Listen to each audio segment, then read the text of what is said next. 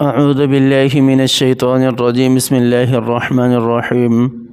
وَإِنْ خِفْتُمْ شِقَاقَ بَيْنِهِمَا فَابْعَثُوا حَكَمًا مِّنْ أَهْلِهِ وَحَكَمًا مِّنْ أَهْلِهَا إِنْ يُرِيدَا إِصْلَاحًا يُوَفِّقِ اللَّهُ بَيْنَهُمَا إِنَّ اللَّهَ كَانَ عَلِيمًا خَبِيرًا صدق اللہ العظیم۔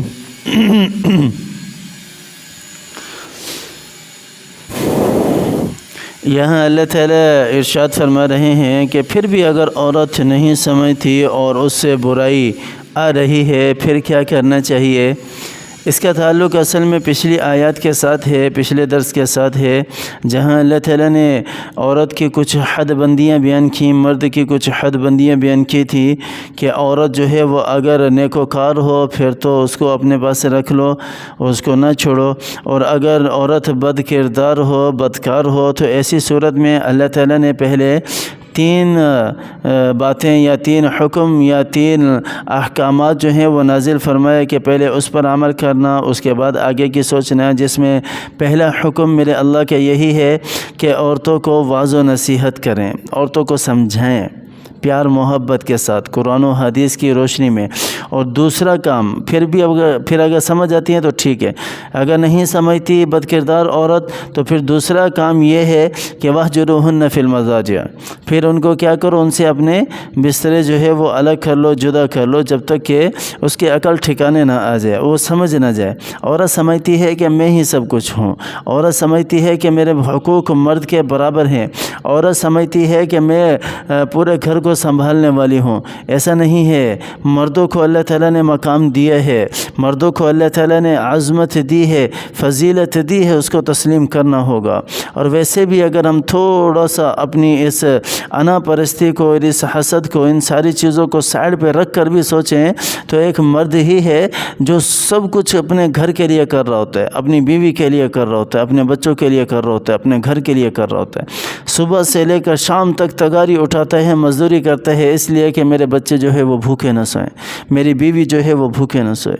صبح سے لے کر شام تک وہ آفس جاتا ہے، اس لیے جاتا ہے کہ میں اپنے بیوی بچوں کے لیے بھی عید کے کپڑے لے کر آؤں، میں اپنے بیوی بچوں کو بھی عید کا جو ہے وہ راشن دینا ہوں، میں اپنے بیوی بچوں کی بھی جو ہے وہ عید کی شاپنگ کراؤں، وہ اسی لیے کر رہا ہوتا ہے۔ اس کی اپنی ضروریات مر جاتی ہیں، مرد کی اپنی ضروریات ختم ہو جاتی ہیں، بالکل اس کو اپنی کسی چیز کی کوئی پرواہ نہیں ہوتی، اس کو پرواہ ہوتی ہے تو صرف اپنے بیوی بچوں کی، اپنے گھر کی پرواہ ہوتی ہے کہ میرا گھر جو ہے وہ کس طرح اچھا بن جائے، میرا گھر جو ہے وہ کس طرح بہترین بن جائے، میرا گھر جو ہے وہ کس طرح سب سے اعلیٰ بن جائے۔ لیکن اسی گھر کی عورت اگر وہ صبر کرنے والی نہ ہو اور ضروریات پوری ہونے کے باوجود بھی وہ سامنے سے چلانے والی ہو، جھگڑالو ہو، جھگڑنے والی ہو، عورت مرد کو تانے دینے والی ہو، تو پھر وہ گھر جو ہے جنت نہیں بنتا، وہ گھر جہنم بن جاتا ہے، وہ گھر پھر جہنم بن جاتا ہے۔ بہت سارے گھر اس طرح کے میں نے دیکھے ہیں، بہت سارے گھر اس طرح کے اجڑتے ہوئے بھی میں نے دیکھے ہیں۔ اور عورت بڑے آرام سے کہہ دیتی ہے سامنے کہ مجھے چھوڑنا ہے تو چھوڑ دو، مجھے طلاق دے دو، مجھے یہ کر دو، مجھے وہ کر دو، میں جا رہی ہوں، بڑے مزے سے کہہ دیتی ہے۔ اس کو اس کے بعد کا جو ایک ہولناک منظر جو ہے مرد کو نظر آ رہا ہوتا ہے وہ عورت کو نظر نہیں آتا ہے۔ کم عقل ہے نا، کم عقل ہے عورت کو، اللہ تعالیٰ نے کم عقل بنایا ہے۔ آپ صلی اللہ علیہ وسلم کا فرمان ہے، آپ صلی اللہ علیہ وسلم عورت مائنڈ نہ کریں، عورت مائنڈ نہ کریں، اس میں بھی اللہ کی کوئی حکمت ہے جو اللہ تعالیٰ نے کم عقل بنایا ہے۔ اور اگر عقل والی بنا دیتا تو میرے ذہن میں ایک دوسری بات آ رہی ہے کہ ابھی سے اتنی وہ کیا کہتی ہیں کہ شریر ہوتی ہیں، اگر فل عقل ہوتی تو پتہ نہیں کیا کر دیتی یہ تو مرد کو۔ بہرحال لیکن یہ میری اپنی بات ہے، ٹھیک ہے۔ لیکن عورت کو جو ان الفاظ جو وہ کہتی ہے کہ مجھے چھوڑ دو، طلاق دے دو، اس کے بعد کا جو ایک ہولناک منظر ہوتا ہے وہ عورت کو نظر نہیں آ رہا ہوتا، جس کی وجہ سے وہ یہ الفاظ دہرا رہی ہوتی ہے۔ سب سے بڑا نقصان اس میں یہ ہوتا ہے کہ بچے رل جاتے ہیں، بچوں کی زندگیاں تباہ ہو جاتی ہیں، کوئی نہیں سنبھالتا، بھلے ماں ساتھ رکھے تب بھی کوئی نہیں سنبھالتا، بھلے والد بچوں کا باپ ہے وہ اپنے ساتھ رکھے تب بھی کوئی اس طرح نہیں سنبھال سکتا جس طرح میاں بیوی کی جوڑی مل کر جو ہے وہ اپنے بچوں کی پرورش کر سکتی ہے۔ کوئی دوسرا اس طرح نہیں کر سکتا، بالکل نہیں کر سکتا، بہت کم۔ تو یہاں یہ 3 نصیحتیں 3 حکم جو ہے وہ اللہ تعالیٰ کے تھے کہ اگر ایسی بد کردار عورت ہو تو پہلے واضح نصیحت کرو اس کو، پھر دوسری صورت میں اس کو اپنے بسترے الگ کرو، تیسرے حکم جو ہے پھر اس کو تھوڑا سا ڈانٹ ڈپٹ بھی تو یعنی ضرب بھی لگا سکتے ہو، پھر اگر وہ اطاعت کرنے لگ جائیں تو ایسی صورت میں پھر تمہارے اوپر لازم ہے کہ تم اس کو اپنے پاس سے روکے رکھو، انہیں طلاق نہ دو۔ لیکن اگر اس کے باوجود بھی عورت نہیں مانتی، عورت پھر بھی بد کردار ہے، عورت پھر بھی چھلے اڑا رہی ہے، عورت پھر بھی جو ہے وہ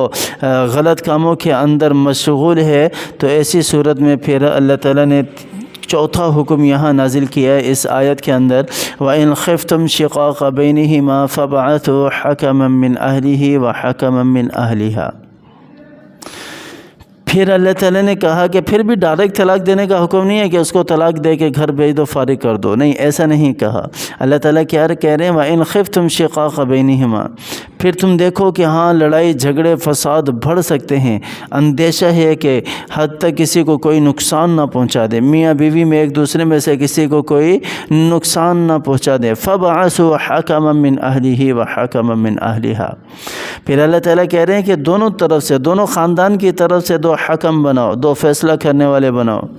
ایک تو سب سے بڑی مصیبت ہمارے یہاں معاشرے کے اندر یہ بھی ہے کہ ہم حکم بناتے ہیں پیسے والے کو، علم والے کو نہیں۔ ہم یہ نہیں دیکھتے کہ سامنے والا علم والا ہے یا سامنے والے کے پاس کوئی شریعت کا علم ہے جس کی روشنی میں وہ فیصلہ کر دے، جس کی روشنی میں وہ ہمارا گھر بسا دے، یا جس طرح جو بھی مسائل ہیں اس کو حل کر دے۔ نہیں، ہمارے یہاں کیا ہوتا ہے کہ جس کے پاس 4 پیسے ہیں بندہ دوڑ کے اسی کے پاس جاتے ہیں کہ میرے ساتھ یہ مسئلہ ہے، اس کو حل کراؤ، اس کو حل کراؤ۔ اللہ کے بندو، پیسہ کچھ بھی نہیں ہے، پیسہ سب کچھ نہیں ہے، پیسے سے زیادہ فضیلت اللہ نے علم کے اندر رکھی ہے، علم کے اندر رکھی ہے۔ تو حکم بناؤ دو، یہاں اللہ تعالیٰ کی ذات کہہ رہی ہے کہ 2 حکم بناؤ، ایک دونوں خاندان کی طرف سے، شوہر کی طرف سے بھی اور بیوی کی طرف سے بھی۔ میں نے کہہ دیا کہ حکم کیسے ہونے چاہیے، فیصلہ کرنے والے کیسے ہونے چاہیے، صاحب علم ہونے چاہیے، حکمت والے ہونے چاہیے۔ ایسا نہیں ہو کہ جس کو عقل ہی کوئی نہیں ہے، جس کو پتہ ہی کوئی نہیں ہے خاندان کیا ہوتا ہے، اس کو اٹھا کر تم جو ہے وہ فیصلہ کرنے والا بنا دو، حکم کرنے والا بنا دو، تو بجائے اس کے کہ وہ گھر کو جوڑے تو وہ تو توڑے گا ہی، اس کے علاوہ اور کچھ نہیں کرے گا۔ ان یرید اصلاحا یوفق اللہ بینہما، ایسی صورت میں کیا ہوگا، 2 حکم اگر بن جائیں گے، ایسی صورت میں اللہ تعالیٰ کی ذات کہہ رہی ہے کہ اگر میاں بیوی کی نیت اصلاح کی ہے، ہوتا ہے نا کہ لڑائی جھگڑے چاہے کتنے بھی ہو جائیں، بعض گھروں میں ایسا بھی ہوتا ہے بہت زیادہ لڑائی جھگڑے ہوتے ہیں لیکن رشتے نہیں ٹوٹتے،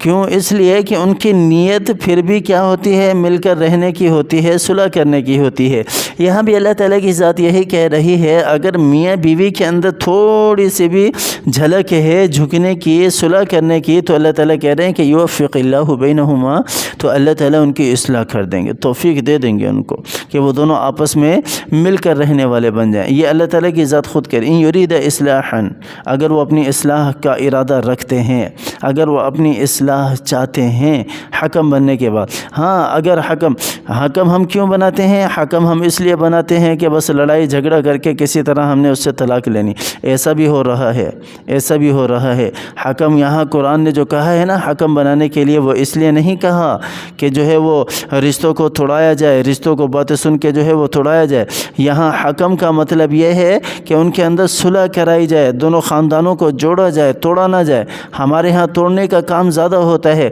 جو حکم بن کر آ رہے ہوتے ہیں فیصلہ کرنے والے، وہ بھی توڑنے کا کام زیادہ کرتے ہیں۔ ایسا نہ کریں، ایسا ظلم نہ کریں، ایسا ظلم نہ کریں، ایسا ظلم نہ کریں، بلکہ فیصلہ کرنے والے جو ہیں وہ 2 خاندانوں کو جوڑنے کی سوچ رکھ کر فیصلہ کرے، دونوں طرف سے۔ اس طرف سے بھی حکم ایسا ہونا چاہیے، دوسری طرف سے میاں کی طرف سے بھی اور بیوی کی طرف سے بھی۔ اور اس کے بعد پھر اگر میاں بیوی کے درمیان تھوڑا سا بھی ارادہ ہے اصلاح کا، تو اللہ تعالیٰ کہہ رہے ہیں کہ یوفق اللہ بینہما، اللہ تعالیٰ کی ذات پھر انہیں توفیق دے دے گی کہ وہ صلح کر لیں گے اور گھر ان کا آباد ہو جائے گا۔ ان اللہ کان علیما خبیرا، پھر جو بھی مذاکرات ہوں، جو بھی باہم شرائط طے ہوں اس کے مطابق پھر